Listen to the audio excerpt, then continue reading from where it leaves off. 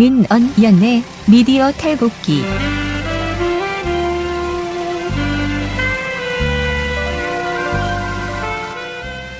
미디어 탈곡기 278을 시작하겠습니다. 아낙네 유인지입니다. 네, 분녀회장 배나은입니다. 네, 오늘 행복하지 않은 날이에요. 왜죠? 어젯밤에 제가 이 트럼프 이러면 안 되나요? 트럼프 대통령 혼자만의 문제였겠습니까만은 어제 그 뉴스를 딱 보는 순간 트럼프 미 대통령이 북미 정상회담을 전격 취소했습니다. 트럼프 대통령은 대북 서한과 기자회견을 통해 이같이 밝혔는데요. 대북 압박을 계속해갈 것이라면서도 김정은이 옳은 일을 하기를 바란다며 회담을 재개할 여지도 남겨뒀습니다. 낮까지 굉장히 흐름 좋았거든요. 오후에 맞아요. 이제 풍계리 폭파한 거 아닙니까? 그래서 어쨌든 북에서 할 수 있는 카드들을 내준 거죠. 이행에 대한 의지를 보여주고 그 안에 물론 남측 기자단이 못 가고 하는 그런 과정이 있었지만 어쨌든 그것도 어려움 중에 하나지만 어쨌든 폭파시켰잖아요. 그러니까요. 또 첫 번째 오늘 미디어 스크립트 그 내용인데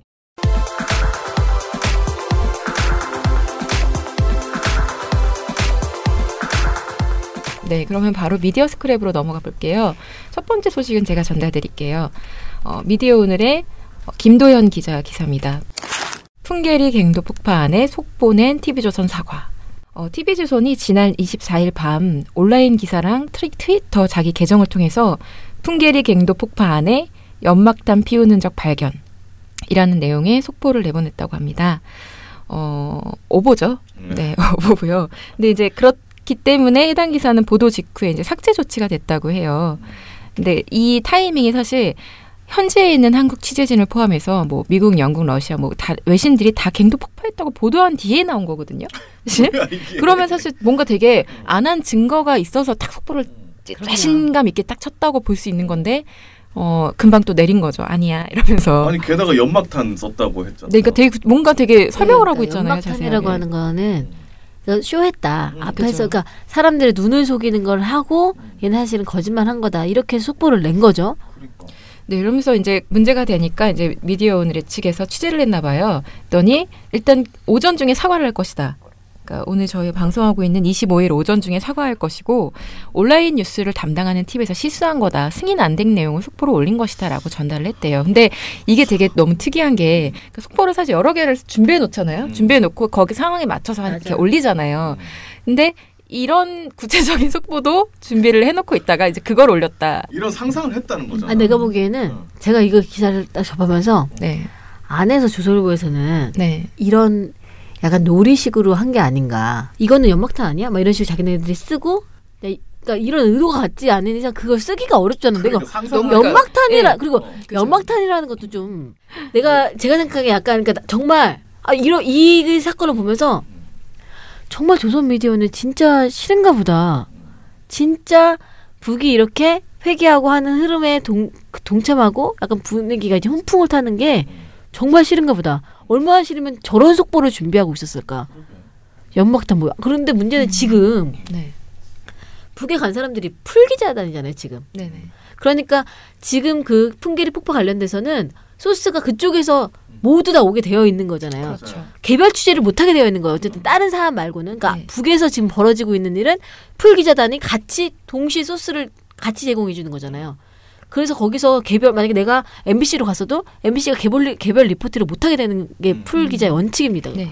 근데 조선일보가 정말 풀기자단과의 내용과 전혀 상관없이 무언가 안에 소스를 이렇게 준비하고 있다는 것도 너무 이상하잖아요. 이상해.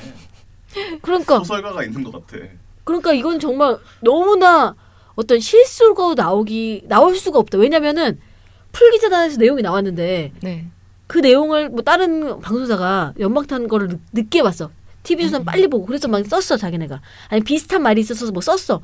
이러면 그럴 수도 있는데 그게 아니라 자기네는 속보로 해가지고 다른 차원의 준비를 하고 있었다는 얘기잖아요. 그렇지. 근데 그 소스가 도대체 어디서 나오냐고 연막탄 소스가. 내 마음. 너와 나의 염원. 그래서 저는 이게 진짜 장난치다가 된 건가?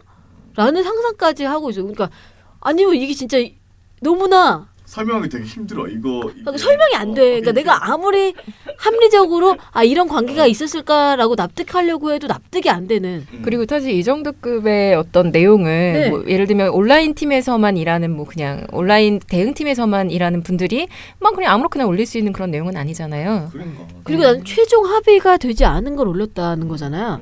그러면 최종 합의 전에는 뭐 이런 내용의 소스가 있다는 게 있었다는 거 아니에요. 저는 그래서 이거는 정말 진상규명 필요하다 이렇게 생각합니다. 그렇잖아. 그래서 만약에 정말 장난친 거야. 온라인 팀이 장난치고 있다가 엔터 쳐가지고 뭐 가버렸어. 예를 들어서. 그럼 징계해야지. 당사자 징계. 해야지. 근데 그게 아니라 어떤 소스의 출처나 이런 것들이 뭔가 다른 형태로 지금 제공되고 그 소스가 사실은 완전 이상한 소스잖아요. 남북 관계를 거의 뭐 어그라뜨리는 남북뿐만 아니고 세계사에서 북한의 관계를 어그라뜨리는 그런 소스인데 이 소스를 도대체 어디서 조선에게만 제공하고 있는가 이거 밝혀줘야 된다고 저는 봅니다. 네, 뭐 뇌라고 봅니다. 네? 네, 저는 사실 그런 어떤 상상력? 뇌내망상으로 여러 개 속보 준비해놨다가 이걸 이렇게 올린 거 아닌가라는 생각이 좀 더 많이 들긴 하는데요. 진상조사가 돼서 당사자 뭐 징계가 되면 좋겠지만 TV조선이 그런 걸 기대하기는 좀 어려운 상황이 아닌가라는 생각도 좀 들고요.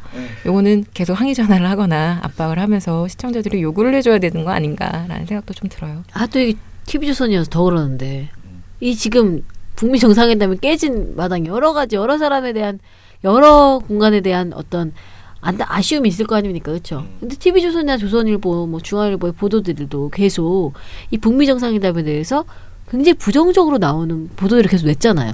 한반도 평화를 계속 막고자 하는 그런 보도들이 계속 나온 상태에서 또 어젯밤에 또 이런 속보도 내고 한 걸 쭉 보면 열받아요. 진짜 이제 진짜 한반도 평화를 막는 거 아닌가 이들이 진짜 이런 생각이 들어요. 정말. 그걸 지금 하셨어요? 이거는 깔고 가는 거잖아요. 네, 그래서 요거는 요 정도로 정리를 좀 해보도록 하겠습니다. 다음 스크립은 PD저널 이민아 기자의 기사입니다. 네. 방통위가 내년 남북 방송통신교류 예산을 5배 증액해서 편성했다는 얘기입니다. 그러니까 방통위가 그 방송 분야에서 남북 교류 협력 사업을 올해보다 어쨌든 5배 정도 더 많은 예산으로 진행하겠다. 그러니까 남북 어떤 방송 교류의 어떤 의지를 더 드러낸 거라고 좀 볼 수 있습니다. 그래서 10년 동안 사실은 남북의 어떤 방송 분야 교류가 중단되어 있었는데 끊겨 있었는데 이 부분을 다시 열기 시작하겠다. 이렇게 했습니다. 방통위가 지난 23일에 전체 회의에서 2019년도 예산안 및 방송통신발전기금 운용 계획안을 의결하면서 내년도 주요 증액 사업 중 하나로 남북 방송통신교류를 포함한 방송통신 국제협력 강화를 꼽았다고 합니다. 그래서 내년 방통위 전체 예산이 2,321억 원 규모래요. 이 중에 48억 3천만 원을 방송통신 국제협력 강화 사업에 투입하겠다. 이렇게 계획을 했다고 합니다. 네, 이렇게 방통위는 준비를 하고 있는데 네, 이게 좀 실제 예산이 잘 쓰일 수 있도록 좋은 결과가 나왔으면 좋겠네요. 그리고 훈풍이 많이 불어야 되는데 어쨌든 뭐 북미 관계는 저렇다 하더라도 남과 북이 또 약속한 것들이 있고 거기서 물론 북미 관계가 풀려야지 많은 제약들이 사라지는 게 있잖아요. 사실 지금 제재국이기 때문에 우리가 아무리 교류를 하려고 해도 교류를 할 수 없는, 들어갈 수 없는 물품들이 지금 너무 많거든요. 금지 물품들이. 그래서 어쨌든 그런 부분에서 좀 공간을 열어가면서 남과 북이 할 수 있는 만큼 계속 잡은 손은 놓지 말고 어쨌든 가봅시다. 이렇게 하면 좋을 것 같아요. 그래서 방통위도 그 흐름에 맞춰서 잘 가고 있는 것 같습니다.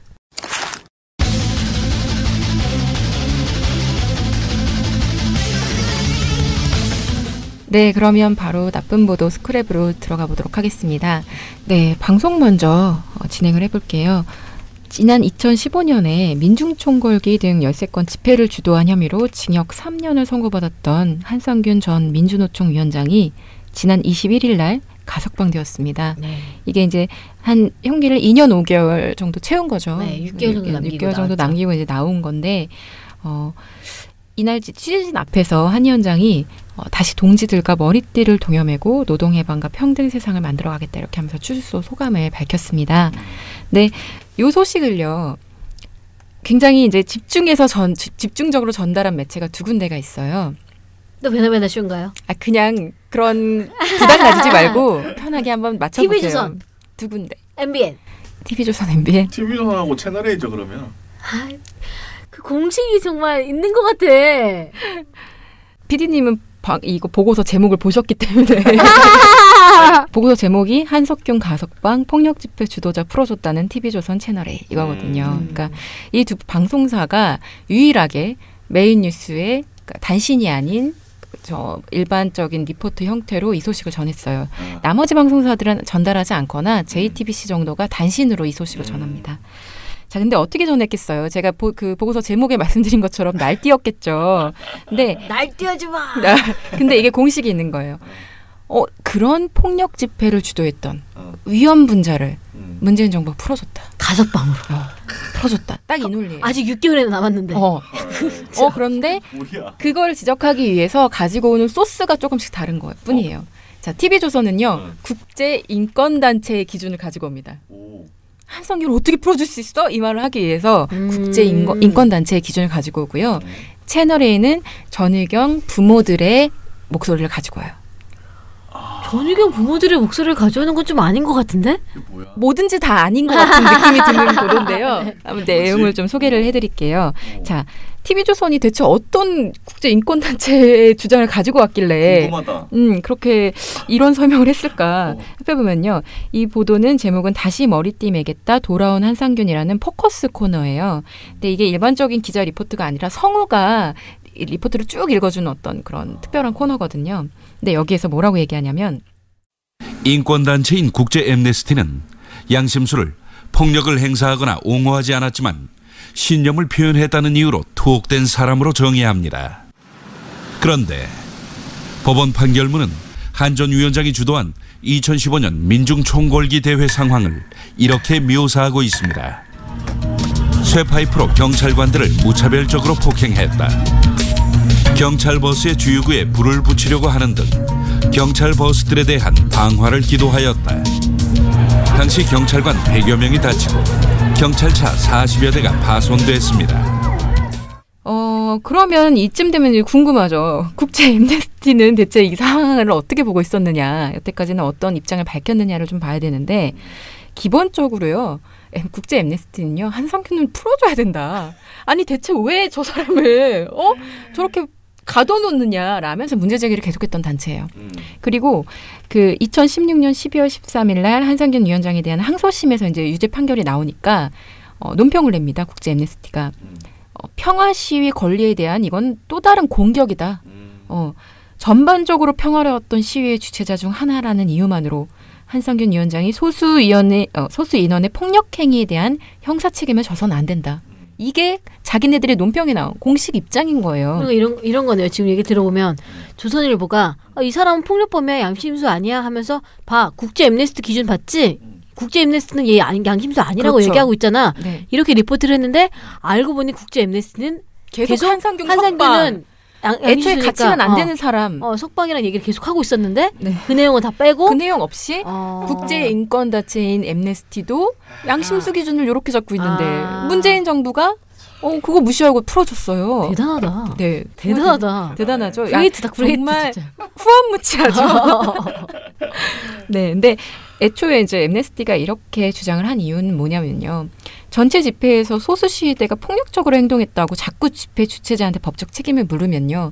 집회가 커지면 사실 그냥 집회 주최자는 항상 끌려갈 수밖에 없는 거예요. 왜냐면 모든 사람을 통제할 수 없기 때문에. 그렇죠. 이 사람들한테 다 일일이 지령을 내리는 게 아니잖아요. 그냥 주최하고 자유롭게 사람들이 개별 행동을 하는 거라는 거죠. 근데 여기에 대해서 다 책임을 묻기 시작하면 어떻게 되겠어요? 집회 자체를 무서워서 못 열죠. 주최를 할 수가 없는 거예요.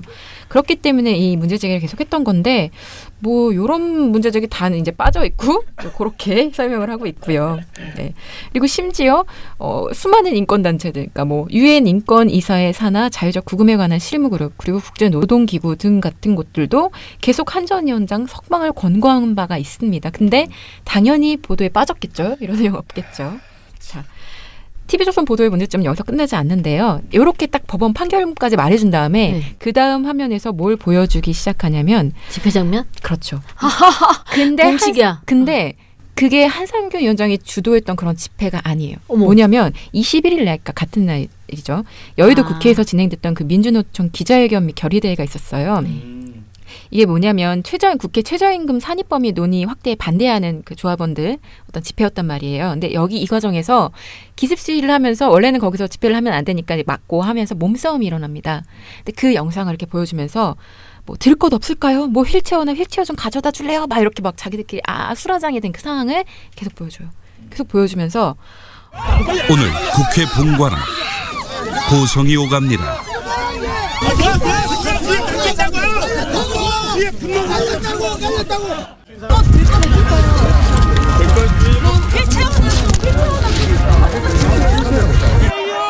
조합원 12명이 경찰에 연행됐습니다.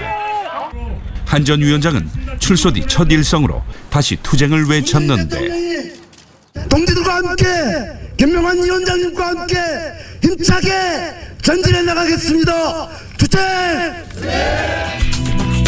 한 전 위원장이 말하는 투쟁, 불법과 폭력이 난무하는 투쟁이 아니기를 바랍니다. 이렇게 말하면서 마무리를 해요. 자, 그러면 이 구성은 어떤 느낌을 주냐면요. 이 집회는요, 사실 지금 한 전 위원장이에요. 한 전 위원장이 뭐 사주려거나 니들 여기서 싸워 몸싸움 해라고 지령을 내려서 이렇게 된 게 아니에요. 근데 여기서 난 어떤 민주노총 측에서 주최한 집회에서 이렇게 몸싸움이 난 양상을 보여주면서 다시 한 전 위원장이 뭐 어떻게 어쩌고 저쩌고 하는 이런 비아냥대는 멘트를 하면은 이것도 한 전 위원장은 이렇게 나오자마자 폭력 집회를 사주한 사람인데 이런 사람 풀어줘? 이렇게 위험한 사람 풀어줘? 이런 뉘앙스로 보도가 읽힐 수밖에 없는 거죠. 네, 자, 채널 A가 아직 남아 있습니다. 네, 아직도 충격이. 답답해. 네, 채널 A 보도 제목은요. 한상균 가석방 의경 부모 허탈. 요거예요. 너무 이상하죠? 이거 제목만 봐도. 진짜 황당하네. 앞서 한 전 위원장은 지난 2015년 12월 구속됐습니다. 폭력 시위를 주도한 혐의로 수배된 뒤 대법원에서 징역 3년형을 선고받은 겁니다. 그랬던 한 전 위원장은 형기를 6개월가량 남겨놓고 법무부의 가석방 허가로 출소했습니다. 이 뒤에 바로 뭘 붙이냐면요. 지난 2015년 당시 불법 집회를 막다가 부상당한 전희경들의 부모들의 지난 2015년 당시 불법 집회를 막다가 부상당한 전희경들의 부모들은 목소리를 높였습니다. 주범자가 가석방이 됐어요. 그러면은 저희 부모들로서는 너무 기가 막히고 할 말이 없는 거예요. 근데 이게 맥락이 사실은 네. 한상균 전 위원장이 네. 이제 그러니까 구속된 것 자체에 이제 문제를 제기하는 그런 국제 엠네스티라는 단체들이 있는 거죠. 네. 근데 그걸 뭐 빼더라도 네. 거의 3년이에요. 이 사람 형기가. 근데 네. 그거에서 7개월, 뭐 6개월, 7개월 정도 나온 거죠. 가석방으로. 그것도 네. 가석방으로 나왔는데 뭐 이거를 지금 사실은 뭐 그러니까 그냥 사면한 것도 아니고. 형기의 상당 부분을 채우고 나온 상황인 거죠. 3년 중에 뭐 한 2년 6개월 정도. 그러니까 네. 6개월 남았다고 하거든. 그것도 가석방으로 나온 거거든. 근데 이거 가지고 지금 이거만 들으면은 네. 마치 아무것도 없이 그냥 구속도 안 해주고 그냥 네. 면피된 것 같은 느낌인데 그런 거 아니거든요. 지금 오히려 지금 문재인 정부 들어서 이 한상균 전 위원장을 석방하지 않는다는 걸로 엄청난 문제가 제기돼서 인권 문제를 네. 제기했어요. 그렇죠?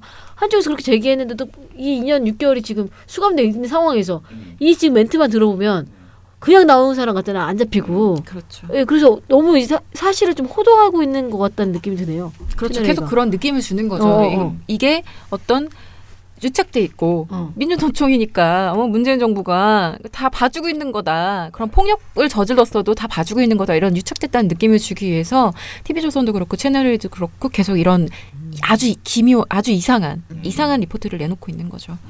그래서 당시에 또 하나 좀 고민을 해봐야 되는 게 이게 당시 이제 국소적 폭력 행위가 발생한 것들 그리고 이를 진압하는 과정에서 전희경들이 입은 어떤 피해 책임 같은 것들을 왜 한 전 위원장한테 다 떠넘기냐는 거죠.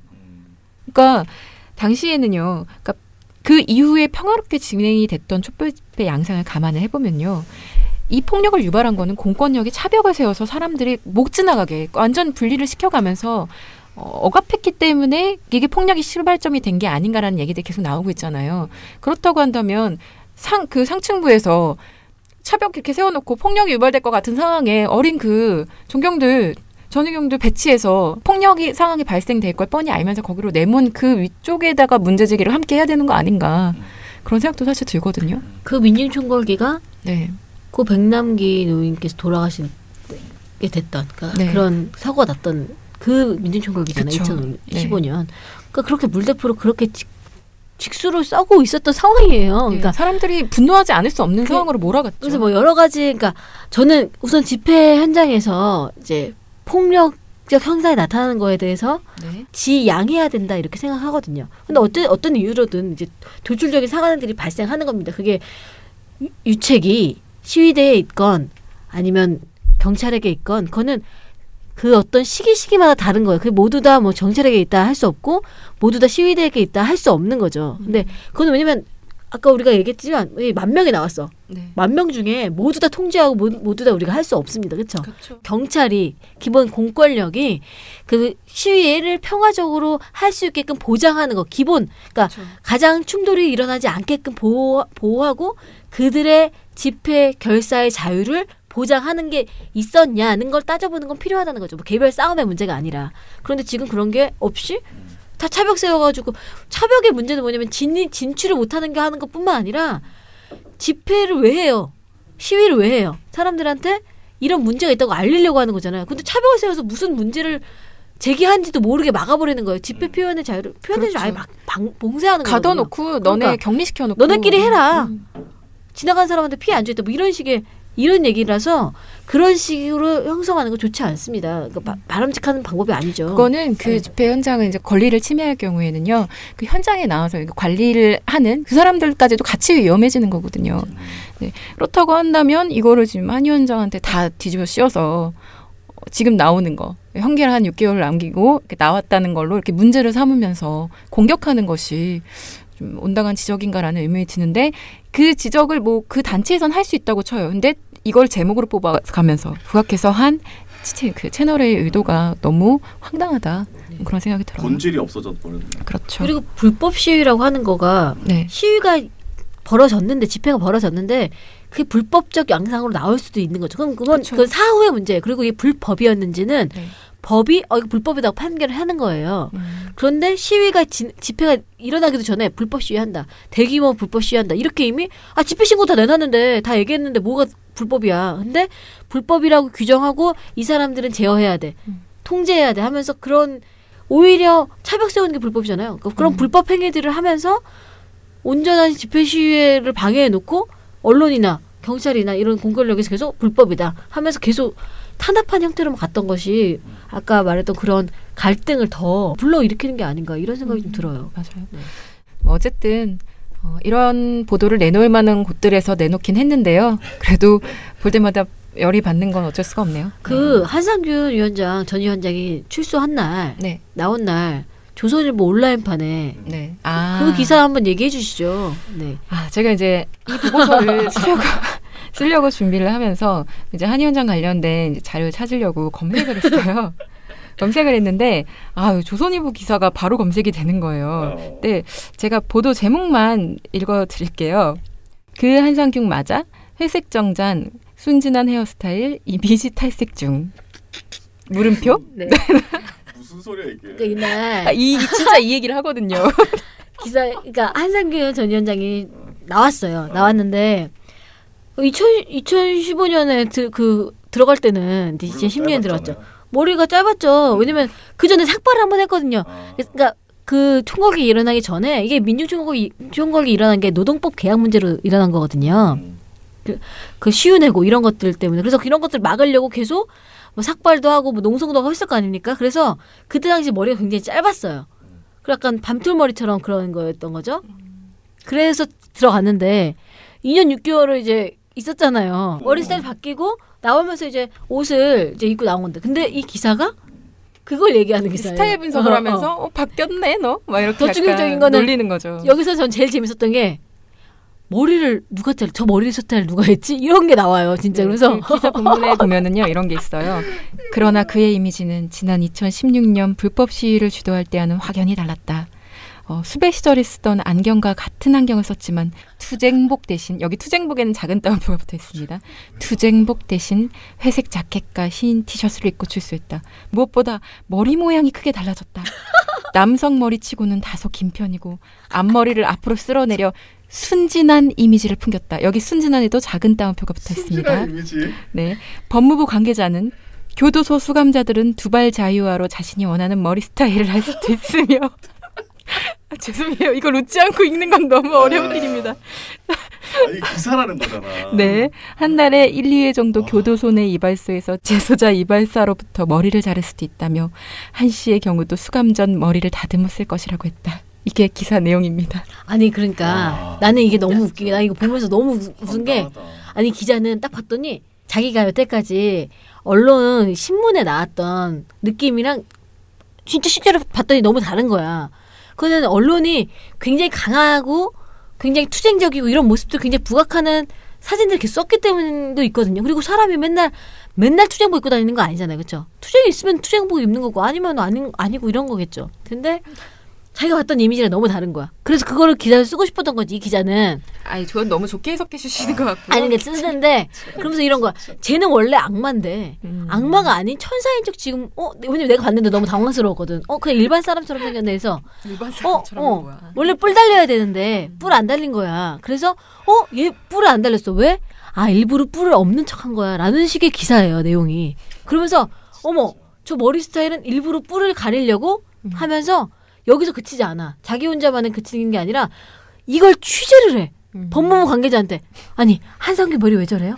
순진해 보이게 자른 거 왜 저러죠? 어디서 잘랐죠? 그러면 그 사람이 또 얘기해 주는 거 거기다 또 기사에다 받아 적은 거예요. 원래 교도소에서 머리 자르겠지. 교도소에 수감된 사람 머리 안 자르겠어요 그럼? 그걸 왜 쓰냐고. 그러면 교도소 거기 수감된 사람이 이발 얘기하면서 나 오늘 순진한 머리를 잘라주세요. 이렇게 써?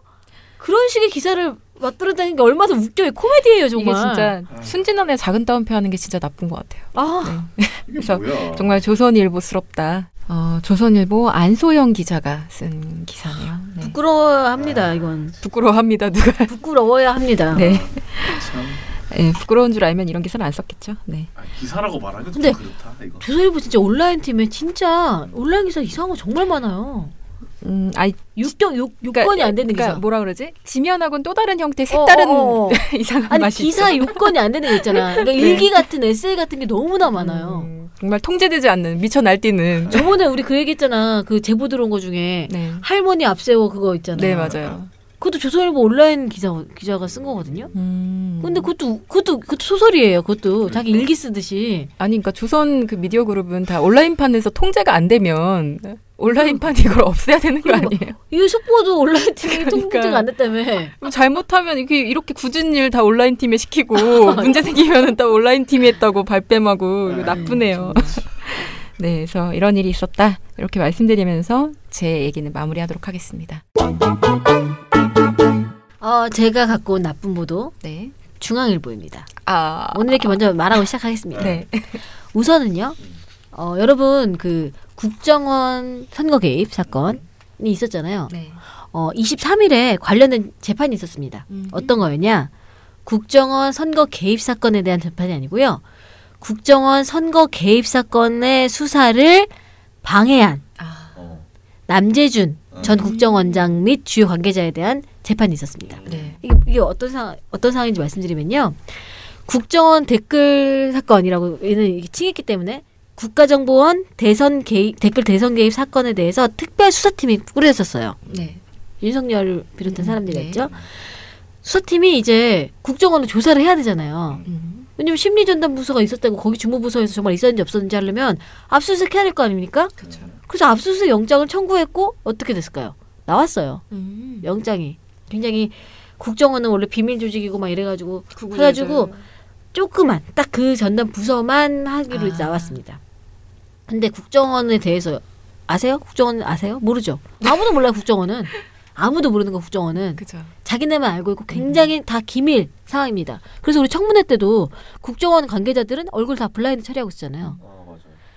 그래서 국정원이 어떻게 생겼는지 국정원은 어떤 시스템으로 돌아가는지 전혀 모르잖아요. 그건 경찰도 모르고 검찰도 몰라. 압수수색을 해야 되잖아요. 그래서 특별수사팀이 우리 심리전단 거기 주무부서 가가지고 압수수색하러 왔다. 네. 그럼 국정원이 어떻게 해야겠어요? 안내를 해야겠죠, 거길로. 안내를 합니다. 근데 갔는데 되게 작은 방이 왔어요. 그래서 막 서류를 해가지고 압수수색해서 갔는데요. 뭐 없는 거야, 서류가 뭐가. 뭐 쓸만한 게 없는 거야. 다 이상한 서류들만 있고. 알고 보니 이 남재준 전 국정원장 및 주요 관계자들이 가짜 사무실을 소개한 겁니다. 아, 이벤트룸을 만들었어요? 방탈출 게임 막 이런 것처럼. 사무실을 막아가지고 가짜 사무실을 만들어서 그러니까 실제 사무실이 아닌 곳을 만들었는데. 야, 정말. 그럼 이건 뭐야? 이거는 수사를 방해한 행위죠. 그리고 직원들이 이제 불려와가지고 진술을 해야 될 거잖아요. 근데 직원들한테 허위 진술을 하라고 강요했습니다. 와. 그러니까 이게 근데 국정원뿐만 아니고 이게 남재준 전 국정원장 및 국정원 관계자들과 당시 검찰, 원래 검사예요. 검찰인데 그 국정원에 파견되어 있었던 사람들. 네. 그러니까 이 신분은 검사지만 국정원에 파견된 사람도 있거든요. 그 사람들이 같이 짜가지고 한 거예요, 이거를. 오히려 이렇게 나가면 이렇게 하니까 이렇게 지도 편달을 같이 한 거죠. 세상에. 그때 한참 이슈가 됐습니다, 이거 가지고.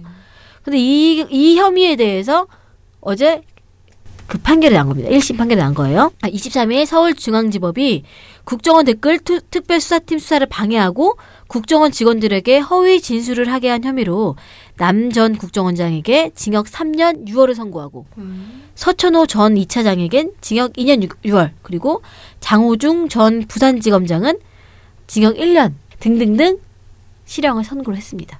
그러면서 이제 재판부가 뭐라고 했냐면요. 재판부 말이 굉장히 중요합니다. 재판부가 이제 양형 이유서를 얘기할 거 아닙니까? 네네. 양형을 뭐라고 했냐면 이 국정원 댓글 사건은 광범위한 조직과 막대한 예산을 가진 국정원이 헌법에 명시된 정치적 중립의 의무를 위반하고 조직적으로 정치에 관여해 민주주의 헌법 가치를 중대하게 훼손한 사건이다. 이렇게 하면서 국정원 대선 개입 사건이 뭔지를 확실하게 규정한 거예요. 민주주의 헌법 가치를 훼손한 사건이다. 그런데 이 피고인들이 수사 과정에서 객관적이고 공정한 태도로 진실을 밝히는 데 협조했더라면 국정원이 신뢰를 받는 정보기관으로 거듭날 수 있었을 거다. 그럼 정보가 밝혀지고 오히려 국민들이 신뢰하고 하는 그런 정보기관도 될 수 있었는데 얘네들은 정보가 만약에 밝혀지고 나면 국정원의 기능이 축소되고 이 새 정부, 박근혜 정부입니다. 새 정부에게 부담이 될 것 같다는 이 가능성을 빌미로 해서 수사와 재판을 조직적으로 방해하는 범죄를 저질렀다. 이렇게 규정을 했습니다. 그러면서 수사와 재판에서 진실 발견을 방해하는 범죄는 형사사법의 기본과 법치주의를 훼손하는 것이어서 그 목적이 무엇이든 간에 용납할 수 없다. 이러면서 양형 이유를 밝혔습니다. 굉장히 좀 잘 나온 재판으로 생각해요. 이 양형 이유서도. 그런데 이거를 6개 일간지 중에 네. 조중동, 한겨레, 경향, 한국일보 6개 중에 유일하게 중앙일보만 보도하지 않았습니다. 보도 자체를 하지 않은 거예요. 굉장히 중요한 사건인데 선고받은 내용을 보도하지 않았어. 중앙일보는. 보도 안 했습니다. 네. 그리고 5개는 다 보도를 했어요. 그런데 5개 신문 중에 일간지 중에 조선동아 아니야. 아니에요? 유일하게 한 일간지만 조선 동아 조선입니다. 한 일간지만 내용이 좀 다릅니다. 자, 보통 이런 선고를 했어. 그럼 뭐가 나오냐면 자, 어디가 언제 누구에게 어떤 양형을 내렸다. 어떤 선고를 했다. 나오겠죠. 기본 이게 ABC잖아요. 그런데 했다 한 다음에 뭐가 나와? 재판부가 왜 그렇게 했는지가 나와야 되죠. 그러면 쭉쭉 나올 거 아니에요. 주술이 나올 거 아니에요. 그렇죠? 주문서이 나올 거 아니에요. 이 재판장에. 그러면 이제 보통 기사가 완료가 돼요. 그럼 이 사건은 뭐였다. 뭐 추가 설명이 있을 수 있겠죠. 조선일보는요. 이 5개 일간지 중에 유일하게 아까 제가 읽었던 그 재판장의 양형 이유 있죠. 이거를 안 다뤘어요. 그럼 재판부의 설명을 뭐라고 달았냐? 딱 한 줄 알았습니다. 남 전 원장 등은 국정원 직원들을 동원해 검찰과 법원을 기만하고 우롱했다. 라고 한 부분만 실은 거예요. 아, 느낌적인 느낌만 전달하는. 느낌이 좀 다르죠. 국정원 직원들을 동원해 검찰과 법원을 기만하고 우롱했다. 뭔 짓을 했는지 정확하게. 그리고 검찰과 법원이 기분 나빠서 기만당하고 우롱당해서 그런 것 같잖아. 근데 이게 사실은 헌법 질서를 그러니까 유린한 행위에 대해서 제대로 밝혀져야 되는데 그거를 아까 얘기했듯이 이상한 길로 막 해서 방해하고 허위 진술을 강요하고 이런 내용들이 정확하게 나오지 않고 그냥 국정원 직원들을 동원해 검찰과 법원을 기만하고 우롱했다라는 재판부의 그 부분만 실은 거예요. 근데 이것만 실은 게 아닙니다. 유일하게 또 5개 일간지 중 유일하게 이 남 전 원장과 그 사람들의 주요 관계자들의 어떤 최후 진술까지 같은 걸 넣었어요. 자, 어떤 걸 넣었냐? 남자 원장들이 결심 공판에서 뭐라고 했냐? 나 비호한 적 없다. 라고 얘기하고 또 죽을 때까지 죄를 인정하지 못할 것 같다. 그러니까 억울하다. 라는 내용들의 그 진술을 넣었어요. 기사에. 굉장히 짧아요. 2단짜리 기사예요. 아, 이게 어떤 굉장히 심각한 범죄를 해서 얘네가 그걸 또 비호하고 했다는 느낌이 전혀 전달되지 않게 뭔가 피해자 같네요.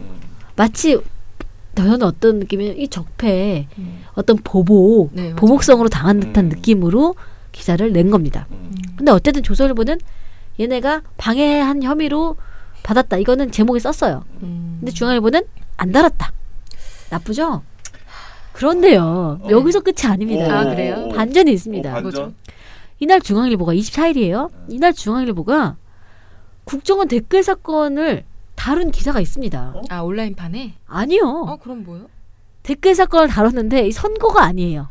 헐. 자, 제가 제목을 읽어드리겠습니다. 기획이야? 이날 신면에 댓글 사건을 언급했는데 어떤 기사 제목이냐. 야당 따옴표 시작합니다. 댓글 조작, 국정원은 유치원생급, 드루킹은 프로급. 이거 홍준표? 아니요, 주광덕입니다. 아, 그래요? 자, 이게 무슨 말이냐면 야.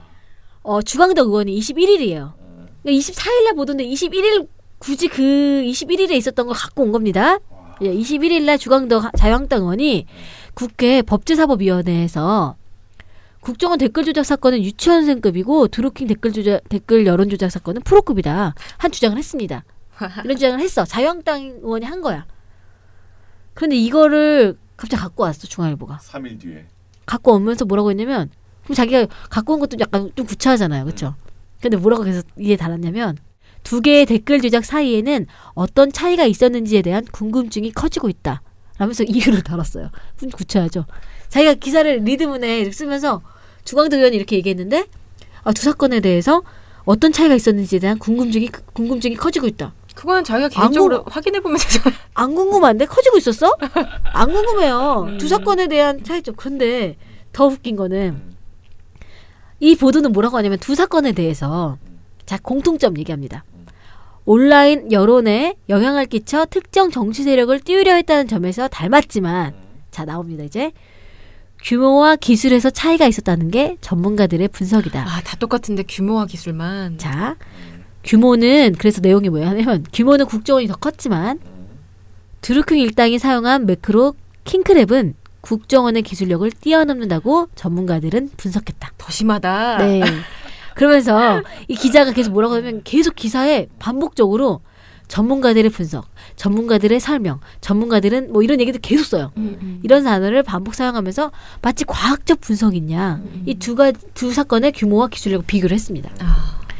그런데 이 국가 최고 정보기관이 이 조직적으로 저지른 국정원 댓글 사건이랑 어떤 민간인인 한 명, 일부 개인인 거죠, 사실은. 개인이 뭐 몇 명 사람 있었는지 없었는지 모르겠으나 이들과 함께 저지른 이 여론조사 사건을 비교하는 게 과연 단순 비교가 적절하냐? 궁금증이 생기죠. 궁금증이 생기는 게 아니라 그건 안 되는 일이죠. 그런데 우선 동일선상에 놓고 비교할 수가 없습니다. 그쵸. 그런데 지금 중앙일보 보도는 이 동일선상에 놓는 거를 뛰어넘어서 아니야. 국정원보다 드루킹이 짱이야. 더 좋은 기술력으로 이렇게 제목부터 삼는 거죠. 이게 야당 의원의 말을 따옴표로 딴 거거든요. 우리 따옴표 저널리즘이라고 비난하는 게 있습니다. 이게 뭐냐면 사실관계를 증명하기 어렵거나 아니면 이거는 사실은 아니야. 하지만 자기는 이 얘기를 너무 하고 싶어. 할 때 따옴표를 갖고 와서 마치 이 사람의 이야기를 난 전달하는 거인 양 쓰면서 따옴표 저널리즘 그래서 비판받아요. 중앙일보가 이 보도는 전형적인 따옴표 저널리즘입니다.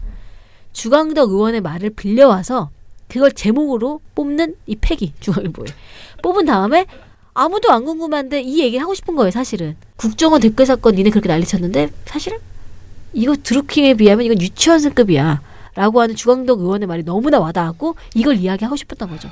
그래서 갖고 와서 막 이런저런 걸 막 쓰면서 전문가의 분석이라는 말이 전 반복적으로 들어갔다는 거는 이 구차함의 표현이라고 생각해. 그러니까 내가 이거를 막 설명을 되게 구구절절한 설명들이 들어가 있잖아. 아까 얘기했던 것처럼. 그냥 분석하려면 분석하죠. 그러면 갑자기 이런 궁금증이 커져서이다. 아니 무슨 아무도 안 궁금한데 사람들은 그런 발언이 있는지도 몰라요. 그러니까. 그리고 사람들은 이거는 보도 가치 없다고 해서 보도도 안 해. 근데 중앙일보가 굳이 그거를 제목까지 뽑아주면서 키운 거잖아. 3일 전에 거를 가져와가지고. 네. 그러면서 궁금증이 커지고 있다 하면서 전문가들의 분석이다. 전문가들은 이렇게 생각한다. 전문가들은 뭐 이런 말을 계속 구구절절하게 붙이는 거는 이 중앙일보의 어떤 민망함이 그럼에도 불구하고 난 이걸 내야겠다는 이 의지들이 들어가 있는 거다 이렇게 보이고요. 선거식인데 지금 드루킹 여론 조작이 굉장히 큰 이슈로 등장한 상태입니다. 그리고 지금 뭐라고 있냐면 여야가 특검을 하긴 할 건데 어느 정도, 어느 규모의 어느 시기로 할 건지에 대한 논의를 공방을 벌이고 있는 중이에요. 그런데 이제 야당은 계속 키워야 된다. 막 90일, 100일 가야 된다 하는 거고 여당은 30일이면 된다. 이거 뭐 이 사건은 30일이면 금방 다 나오는 거다라고 이야기하고 있어요. 근데 여기서 중앙일보는 뭐라고? 아니, 이 국정원보다 더 국정원은 유치원급인데 이 프로급이야.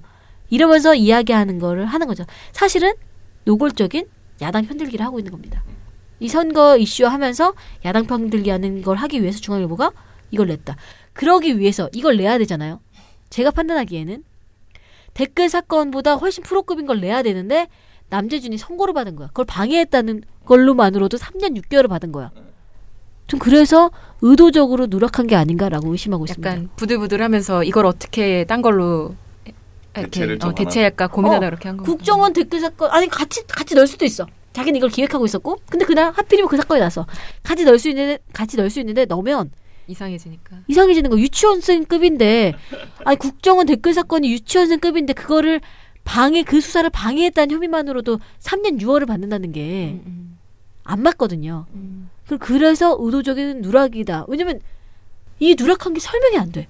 사실은 이런 보도는 그냥 기본적으로 하는 보도거든요. 특히 지면이 밸류가 정말 그냥 사건 사고로도 다 넣는 거거든요. 아니 지금 전 국정원장이 지금 3년 6월을 방금 구속된 거예요 지금. 이거 엄청 큰 겁니다. 누락해놓고 이런 보도를 냈다. 다분히 의도성이다라고 봅니다. 그래서 이거는 중앙일보가 야당의 특검 확대에 편들고 어쨌든 한쪽의 야당 선거운동을 함께 한 꼴이다. 이렇게 보고 있습니다. 야, 진짜 근데 정말 뭐라 그러지? 약간 좀 치사하다고 해야 되나요? 뭐라고 표현하기가 좀 그러네요, 이게. 저는 어떤 당에 소속된 의원이 자기 당을 위해서 나는 사람들이 날 무식하다고 욕해도 좋다. 하지만 나는 이 발언을 해서 우리 당을 위해서 하겠다. 이 살신성인의 자세로 희생자적으로 내가 하면서 이런 무식한 소리 할 수 있다고 생각합니다. 무식한 소리라고 전 봐요. 하지만 이런 소리 할 수 있어요. 자기 당을 위해서 선당 후사의 그런 마음으로. 그런 사람들 많아요. 근데 중앙일보는 언론사거든요. 그러니까. 팩트체크가 되잖아요. 그렇죠? 근데 국정원이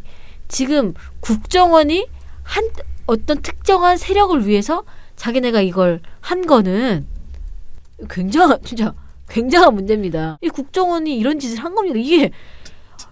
이게 지금 드루킹이 잘못했다. 매크로 돌렸잖아요. 잘못했어요. 근데 그거랑 지금 비교할 게 아니거든요. 그죠. 체급이 다르고 완전 사안 자체가 다르죠. 네. 근데 이거를 계속 물타기를 하면서 어떻게든 해보려고 하네요. 고딕체 제목으로 굉장히 강하게 뽑았습니다. 4단짜리인가 해요. 굉장히 큽니다. 이거 기사. 애잔하다고 해야 될지 좀 치사하다고 해야 될지 계속 그런 생각이 드네요. 네. 아니 그러니까 쪽팔린 줄 알아야 돼. 그러니까 쪽팔린지 모른다는 게 더 쪽팔려. 나는 이런 언론사가 부끄러움을 모르고 계속 이렇게 하고 있다는 게 너무나 창피한 일이에요. 우리. 왜 보는 사람이 창피해야 되는 걸까요? 쓰는 사람들은 이렇게 아무렇지도 않게 쓰고 있는데. 네. 그런 고민을 하면서 네. 나쁜 보도 스크랩은 여기서 마무리하도록 하겠습니다. 지방선거 기간 언론에게도 영혼이 있다면 유권자의 합리적 의사판단을 도울 정책 검증과 경마식 보도와 근거 없는 흑색 선전을 하지 않는 공정함, 군소정당 후보라도 충분히 다루는 따뜻한 마음을 가졌을 것입니다. 단언컨대 불공정 선거보도를 접하신 여러분의 제보는 가장 완벽한 선거보도를 만듭니다. 2018 전국 지방선거 미디어 감시연대 1661-0999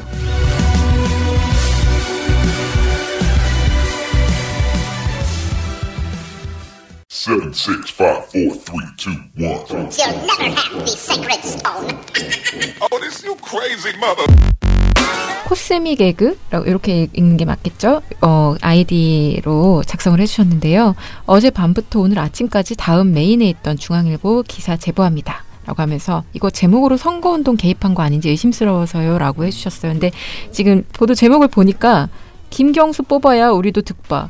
드루킹 보니 김태호가 낫다. 이걸 다 따옴표로 처리를 해서 제목에 붙여놨네요. 네, 이거는 온라인 기사뿐만 아니고 지면 기사고요. 이게 뭐냐면 저도 제목이 굉장히 문제의 소지가 있다 이렇게 맞아요. 생각합니다. 이게 진짜 딱 봐도 이상하잖아요. 김경수를 지지하는 사람들은 약간 이해가 도덕성이고 뭐고 다 필요 버리고 없어.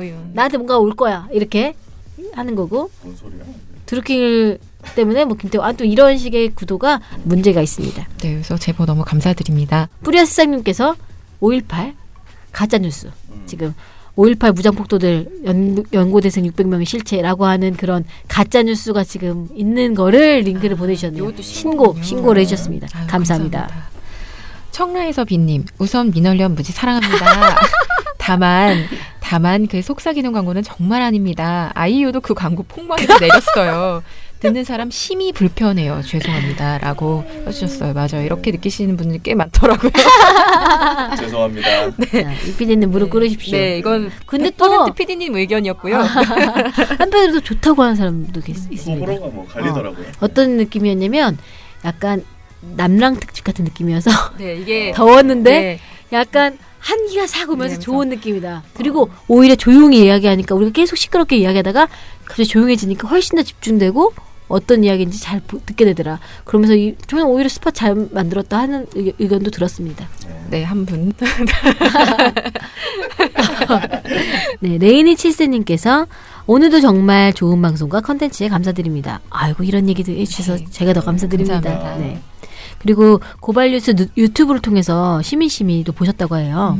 그러면서 시민들의 심의에 조금은 마음이 풀렸습니다. 이렇게 이야기해 주셨고요. 이 댓글을 쓰는 대로 바로 직접 가겠다. 가서 나도 참여하겠다. 이렇게 많이 해주세요. 네, 해주셨고요. 드디어 배나은 활동가님을 그리도 흥분시키는 금요일이네요.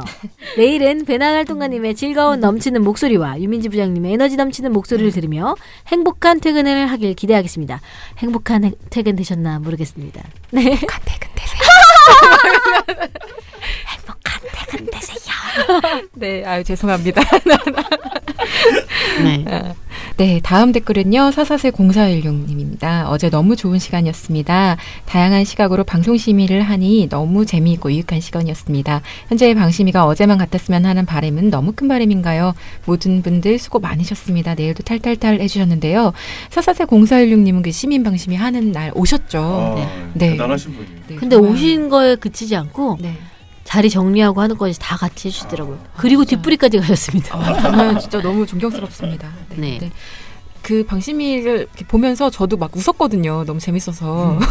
맞아, 재밌었어요. 네, 재밌는 시간이었는데 그래도 또 참석해 주셨던 440416님도 같이 즐거운 시간 보냈다니까 너무 기쁩니다. 네. 네.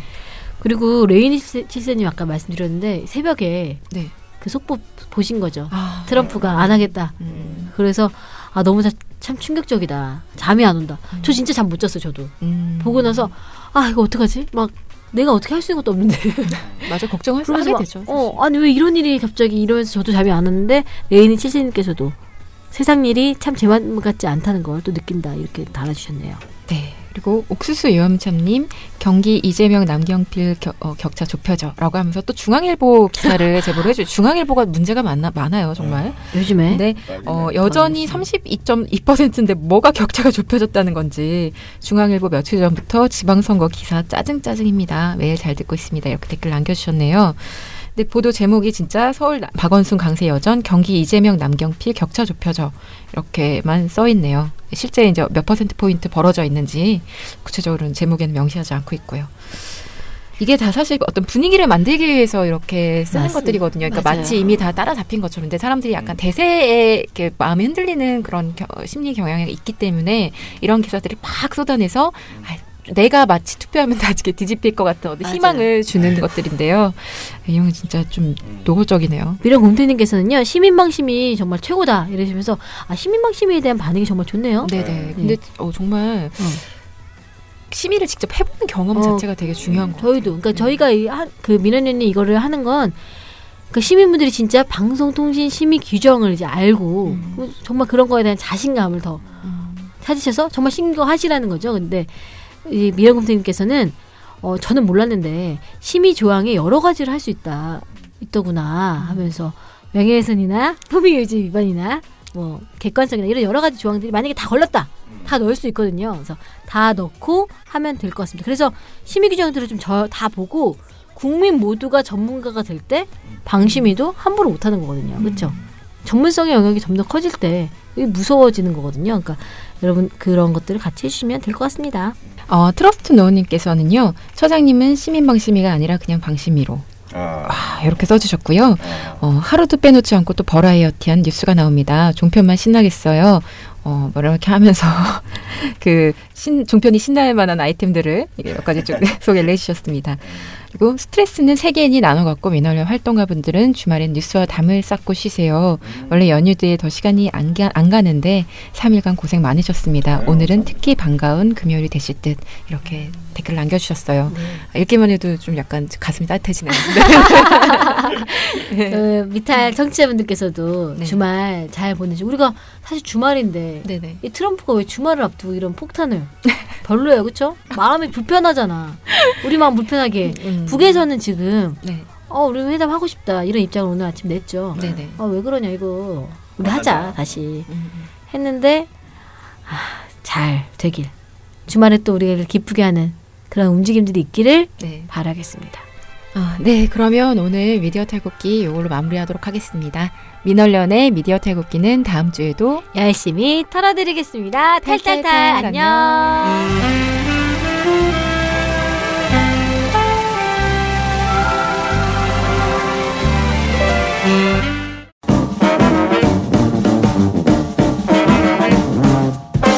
여러분, 미디어 탈곡기 잘 들으셨나요?